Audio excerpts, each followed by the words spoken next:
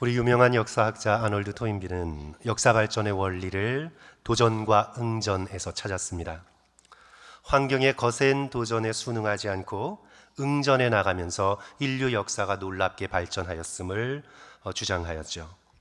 이 토인비가 자주 사용한 비유가 바로 청어의 비유입니다. 청어가 잡히는 곳은 영국 입장에서 보자면 조금 먼 바다인 북해나 베링 해협이었는데, 그래서 싱싱한 청어를 먹기가 쉽지 않았습니다. 왜냐하면 배에 싣고 오는 동안 대부분 죽었기 때문입니다. 그런데 언제부터인가 살아있는 청어가 런던 수산시장에 대량으로 공급되는 것이 아니겠습니까?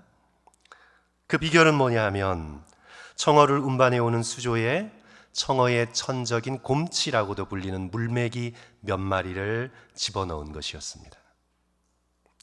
청어들은 이 물메기에게 잡아먹히지 않기 위해서 힘껏 도망다니며 움직이게 되고, 그런 긴장이 청어를 더욱 싱싱하게 살아있게 만든 비결이 됩니다. 이는 신자들의 신앙생활에도 그대로 적용된다고 할 수 있습니다. 기원 후 4세기에 기독교가 로마 제국의 국교가 되면서부터 교회에 사람들이 많이 몰려왔습니다. 출세하기 위해서 기독교인이 되어야만 했습니다.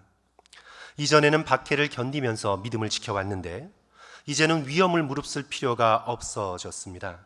오히려 기독교를 믿어야 편하게 한 세상을 살아갈 수 있게 되었습니다. 너도 나도 교회로 몰려들지요. 교회가 교회됨을 잃어버리고 세상이 되어버렸습니다.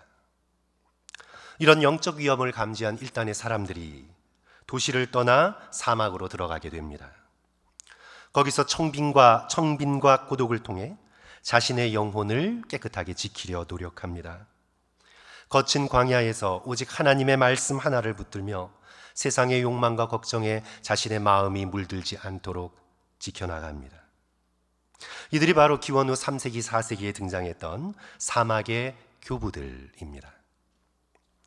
사막의 교부들 중에 하나인 아빠 이사야가 그의 제자와 이런 대화를 나누게 되는데요. 제자가 아빠 이사야에게 공손히 묻습니다. 스승님, 세상이란 어떤 곳입니까? 대답하기를, 세상이란 걱정으로 가득 찬 곳이라네. 영혼을 희생하면서까지 육을 돌보는 곳, 그곳이 바로 세상이라네. 그렇다면 스승님, 사막은 어떤 곳입니까? 대답하기를, 사막은 세상의 말을 듣지 않고 하나님의 말씀을 듣는 곳이라네. 오늘 우리는 함께 읽은 이 신명기의 말씀을 통해서 하나님께서 이스라엘에게 거친 광야의 길을 잠시 걷도록 허락하신 이유에 대해서 분명히 말씀하시는 것을 듣게 됩니다. 8장 2절의 말씀인데 성도 여러분 다 같이 한 목소리로 읽었으면 좋겠습니다. 내 하나님 여호와께서, 시작. 내 하나님 여호와께서 이 40년 동안에 내게 광야 길을 걷게 하신 것을 기억하라. 이는 너를 낮추시며 너를 시험하사 내 마음이 어떠한지 그 명령을 지키는지 지키지 않는지 알려 하심이라. 자, 광야에서 우리의 마음을 테스트하시는데 우리의 마음에 무엇을 테스트하신다는 말씀이죠? 우리의 마음이 하나님의 말씀을 잘 듣는지를 시험하는 것. 그래서 결국 우리에게 알려주기를 원하시는 것은 바로 3절 후반부의 말씀인데, 사람이 떡으로만 사는 것이 아니요 여호와의 입에서 나오는 모든 말씀으로 사는 줄을 내가 알게 하려 하심이니라. 이스라엘의 이 40년의 광야의 길은 오늘 우리가 걷고 있는 인생길을 보여주는 말씀입니다. 오늘 본문의 말씀이 광야 같은 이 인생을 살아가고 있는 우리에게 가르쳐주는 것 두 가지, 우리 성도들과 함께 이 아침에 함께 나누고자 합니다. 첫째로, 우리의 인생은 천국을 향하여 나아가는 과정이다. 성도 여러분, 이것을 꼭 기억해야 합니다. 우리의 인생은 여기가 목표가 아니라 천국을 향하여 나아가는 과정일 뿐입니다. 8장 1절 다시 한번 성도 여러분 다 같이 읽습니다. 내가 오늘 시작. 내가 오늘 명하는 모든 명령을 너희는 지켜 행하라. 그리하면 너희가 살고 번성하고 여호와께서 너희의 조상들에게 맹세하신 땅에 들어가서 그것을 차지하리라. 자, 이스라엘의 광야길의 목표는 어디인가요? 약속의 땅, 바로 가나안입니다. 가나안은 젖과 꿀이 흐르는 땅, 천국의 예표입니다. 오늘 본문에서 7절 이하에서 계속해서 우리에게 그 땅이 어떤지를 알려주고 있는데, 내 하나님 여호와께서 너를 아름다운 땅에 이르게 하시나니 그곳은 골짜기든지 산지든지 시내와 분천과 샘이 흐르고 밀과 보리의 소산지요 포도와 무화과와 성류와 감람나무와 꿀의 소산지라. 그곳에서 이스라엘 백성은 만족을 누리고 하나님을 찬양하게 될 것입니다. 10절의 말씀, 내가 먹어서 배부르고 내 하나님 여호와께서 옥토를 내게 주셨으므로 말미암아 그를 찬송하리라. 아름다운 땅, 옥토, 에덴 동산과 같은 천국의 모습이죠. 이스라엘은 광야길을 걸으면서 가나안 땅을 잊어서는 결코 안 됩니다. 광야는 과정일 뿐이고 가나안이 목적지입니다. 광야는 잠깐의 길이고 가나안이 우리가 거할 집입니다. 성도 여러분, 우리의 인생은 과정입니다. 우리의 인생은 결코 목적지가 아닙니다. 천국이, 하나님의 나라가 우리의 목적지입니다. 지금 우리의 이 땅은 길일 뿐입니다. 천국으로 나아가는 중이고 우리의 집은 천국 하나님의 품임을 우리 모두가 잊지 않아야 되겠습니다. 그러므로 어거스틴의 이 고백은 우리 모두의 고백이 되어야 합니다. 주께서 우리를 당신을 향하여 지으셨으므로 우리의 마음이 주 안에서 안식을 얻기까지는 결코 쉼을 누릴 수 없나이다. 우리가 이 땅에서 겪게 되는 가장 큰 유혹은 이 광야 같은 인생에서 궁극적인 행복을 찾을 때, 바로 그때 우리는 쉽게 죄와 유혹에 빠지게 됩니다. 광야에서 내가 행복한가, 내가 지금 행복한가를 묻는 순간 우리는 죄에 빠지게 됩니다. 이제 이스라엘 백성의 성도 여러분, 불평을 들어보십시오. 오늘 본문 말씀은 아니지만 우리가 이미 리딩 지저스를 통해서 읽어왔죠. 민수기 11장 4절 하반절 이하를 보시면 이스라엘 자손도 다시 울며 이르되 누가 우리에게 고기를 주어 먹게 하랴.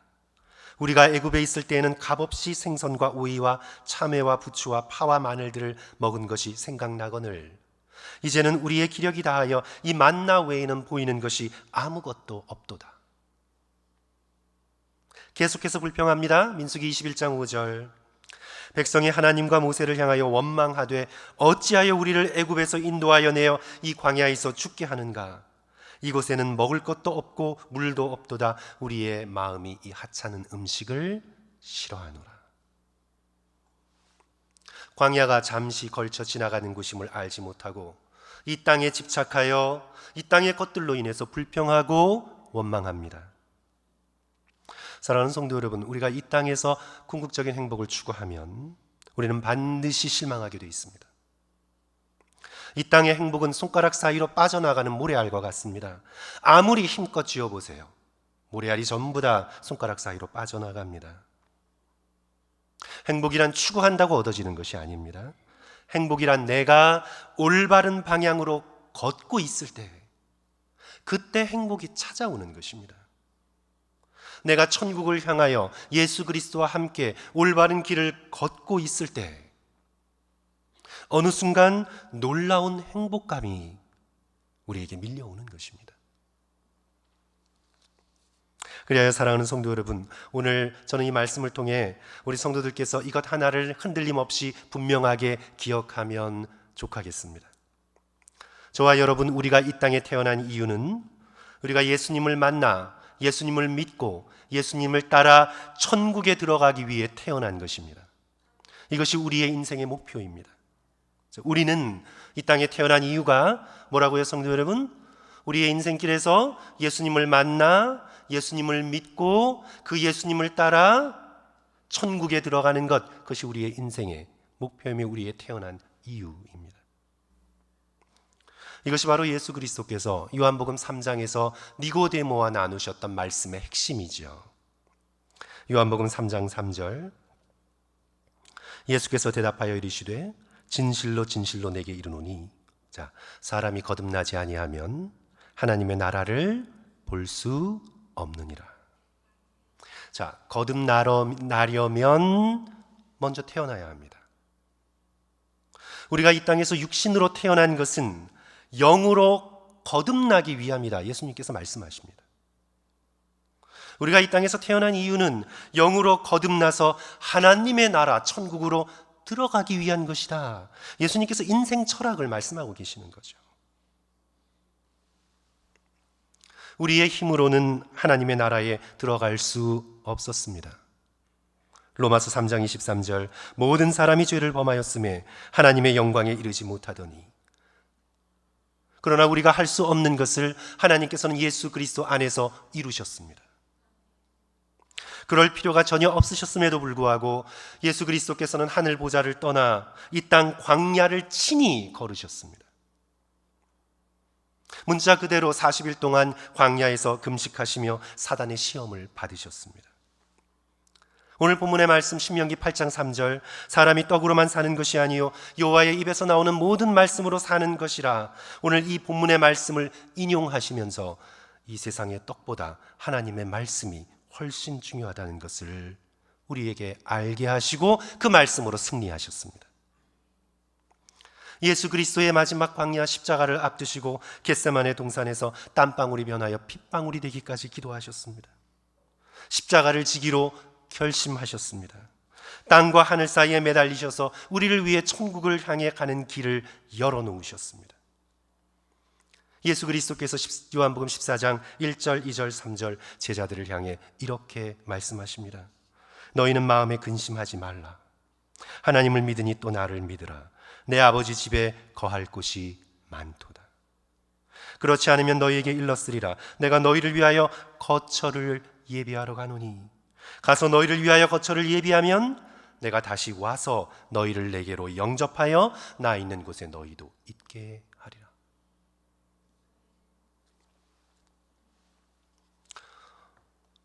우리 가운데 아직도 광야 같은 이 인생이 나의 삶의 전부인다라고 생각하면서 궁극적인 행복을 추구하며 헤매는 분이 이 자리에 계시다면 성도 여러분, 간구하십시오.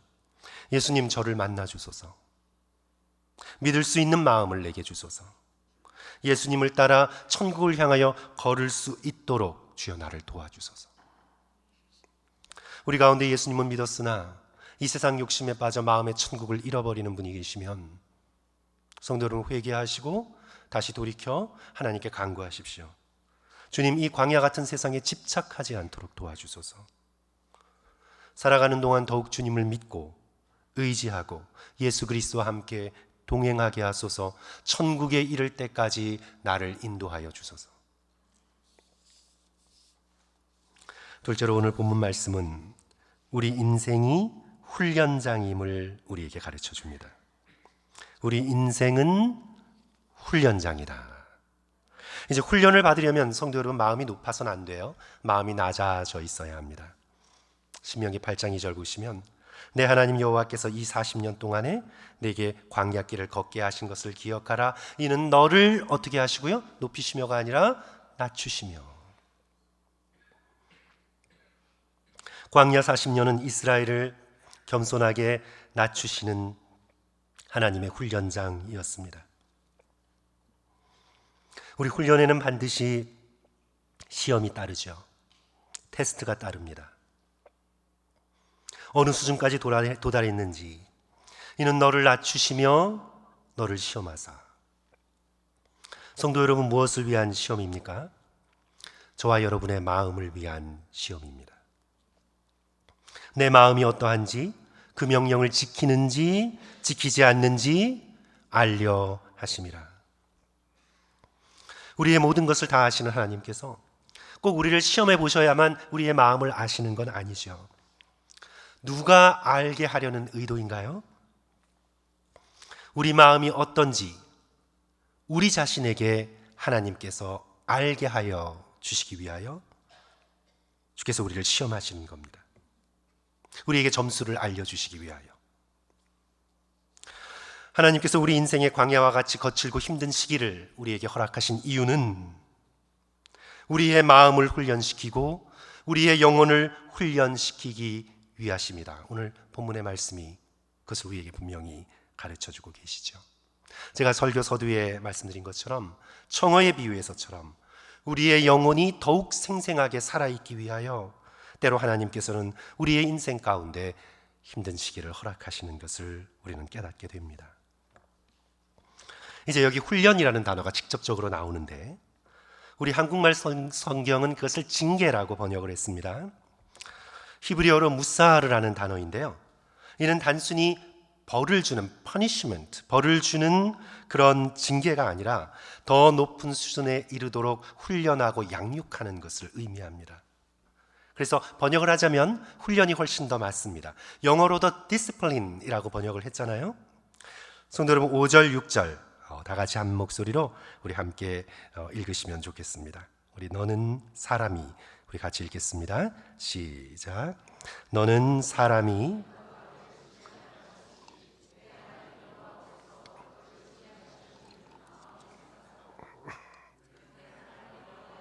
지켜 그의 길을 따라가며 그를 경외할지니라. 그렇죠? 너는 사람이 그 아들을 훈련함 같이, 징계함 같이 내 하나님 여호와께서 너를 훈련시키시는 줄 마음에 생각하고 내 하나님 여호와의 명령을 지켜 그의 일을 따라가며 그를 경외할지니라. 인생의 어려움이 닥치면 하나님께서 나를 훈련시키시는구나 깨닫고 더욱 하나님의 말씀을 붙들고 그 명령을 지켜야 하는 우리의 인생길은 하나님의 훈련장이다. 기억할 수 있는 저와 여러분이 되었으면 좋겠습니다. 성도 여러분, 이런 가르침은 오늘날 세상의 철학과는 정반대의 가르침입니다. 한 10년 전쯤에 크게 유행했던 단어가 있는데 줄임말이죠. YOLO라고, YOLO라는 영어 단어입니다. You only live once. 그죠? 넌 단 한 번만 살 뿐이다. 그래서 영어 스펠링 YOLO가 굉장히 유행했습니다. 요즘은 많이 유행하지 않지만 하지만 그 철학은 동일합니다. 자, 너는 단 한 번만 살 뿐이니까 결론은 성도 여러분 뭐예요? 세상에 내는 결론은 인생을 최대한 즐겨라. 인생을 최대한 즐겨라. 이것이 오늘날의 모토입니다.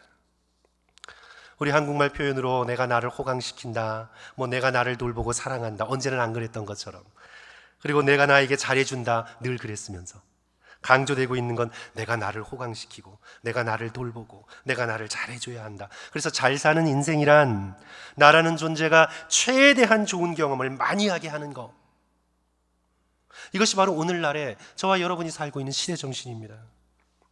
맛있는 모든 것은 다 일단 먹어봐야 합니다. 가능한 한 많은 곳을 여행해야 합니다. 그리고 내 건강에 허락하는 한 스릴 있고 짜릿한 경험을 최대한 추구해야 합니다. 도덕, 윤리 그런 거 별 상관없습니다. 기분이 좋고 내가 느낄 수만 있다면 최대한 즐기고 살아가는 것. 왜냐하면 because you only live once. 넌 단 한 번만 사는 거니까. 소중한 내 인생이니까. 이것이 바로 시대의 정신입니다. 그러나 성도 여러분, 성경의 진리는 그렇지 않다고 얘기합니다. 우리는 절대로 한 번만 사는 것이 아닙니다. 히브리서 9장 27절, 한 번 죽는 것은 사람에게 정하신 것이요 그 후에는 심판이 있으리니. 믿음으로 심판을 통과한 구원받은 백성들에게는 그 심판 이후에, 죽음 이후에 영원한 미래가 펼쳐집니다. 우리는 한 번 사는 존재가 아니라 영원을 살도록 창조된 존재입니다. 저는 C.S. 루이스의 이 표현을 정말 좋아하는데요. 이 땅의 삶은 단지 책의 겉표지와 서문일 뿐 진짜 이야기는 아직 시작하지도 않았습니다. 놀랍고도 영광스럽고 풍성한 우리들의 진짜 이야기가 우리를 기다리고 있는 것입니다. 하나님과 함께하는 그 영원한 삶을 우리가 누리기 위해 우리는 인생이라는 거친 광야에서 그 천국을 위해 훈련받고 있는 중입니다. 소련의 반체제 인사로 8년 동안 감옥에 수감 생활을 한 러시아의 사상가 알렉산드르 솔제니치는 1978년 하버드 대학교 졸업식에서 그 연설 중에 이런 말을 합니다. 이 땅에서의 우리의 임무는 일상의 삶을 마음껏 즐기는 데 있지 않다. 그것은 반드시 영원하고 진지한 의무를 완수하는 것이어야 하고, 이를 통해 우리가 도덕적으로 성장하여 삶을 시작했을 때보다 더 나은 존재로 세상을 떠날 수 있어야 한다. 인간의 영혼은 대중적 삶이 제공하는 것보다 훨씬 더 고귀하고 훨씬 더 따뜻하며 훨씬 더 순수한 것을 갈망한다. 무엇에 대한 갈망입니까, 성도 여러분? 천국에 대한 갈망이에요. 인간의 영혼은 천국을 갈망합니다. 이를 위해 우리는 이 광야 같은 세상에서 훈련받고 있는 중입니다. 훈련받되 오늘 말씀은 특별히 두 가지에 집중해서 우리에게 말씀하시는데, 하나님의 말씀을 먹는 훈련입니다. 이 세상의 것들만 먹는 것이 아니라 하나님의 말씀을 먹는 훈련입니다. 3절 말씀, 너를 낮추시며 너를 줄이게 하시며 또 너도 알지 못하며 내 조상들도 알지 못하던 만나를 내게 먹이신 것은 사람이 떡으로만 사는 것이 아니요 여호와의 입에서 나오는 모든 말씀으로 사는 줄을 내가 알게 하려 하심이라. 진리의 말씀을 먹는 훈련. 우리는 이 인생을 살아가면서 하나님의 말씀, 진리의 말씀을 우리가 계속해서 먹는 훈련을 해야 하는 것입니다. 또한 하나님의 돌보심으로 덧입는 훈련. 성도 여러분, 4절 우리 다 같이 한 목소리로 읽었으면 좋겠습니다. 이 40년 동안에, 시작. 이 40년 동안에 내 의복이 헤어지지 아니하였고 내 발이 부르트지 아니하였느니라. 그러니까 하나님께서 옷을 입혀주시고 하나님께서 신을 신겨주신다는 고백이죠. 하나님의 공급하심에 대한 확신으로 인생을 살아간다는 것입니다. 뭘 먹을까, 뭘 입을까 염려하지 않는다는 것입니다. 우리가 이 땅을 살아가면서 염려하지 않는 훈련. 마태복음 6장 28절 29절 예수 그리스도의 말씀입니다. 또 너희가 어찌 의복을 위하여 염려하느냐. 들의 백합화가 어떻게 자라는가 생각하여 보라. 수고도 아니하고 길쌈도 아니하느니라. 그러나 내가 너희에게 말하노니 솔로몬의 모든 영광으로도 입은 것이 이 꽃 하나만 갖지 못하였느니라. 우리는 광야와 같은 인생길을 지나면서 하나님의 말씀을 매일매일 먹고 그 말씀의 힘으로 살아가는 훈련을 함께 해나가야 합니다. 무엇을 입고 어떻게 살아갈까, 세상 사람들에게 내가 어떻게 보일까 하는 일체의 모든 염려를 하나님께 맡기고 염려하지 않는 훈련. 하나님의 말씀을 먹는 훈련, 염려하지 않는 훈련. 이 두 가지의 훈련을 해나가면서 우리는 하나님께서 허락하신 광야와 같은 인생길을 걸어나가는 저와 여러분이 되어야 되겠습니다. 사랑하는 성도 여러분, 말씀을 마칩니다. 인생의 광야를 살아가면서 하나님의 말씀을 의지하시는 저와 성도들 되시기를 주님의 이름으로 간절히 축원합니다. 고난 속에서도 더욱 하나님께 천국으로 가까이 다가가는 성도들 되시기를 주님의 이름으로 축원합니다. 이 짧은 인생을 끝내고 예수 그리스도를 닮은 더욱 성숙한 믿음의 백성으로 천국에 들어가시는 그 놀라운 축복이 저와 여러분의 것이 되시기를 주님의 이름으로 간절히 축원합니다. 우리 함께 기도하겠습니다.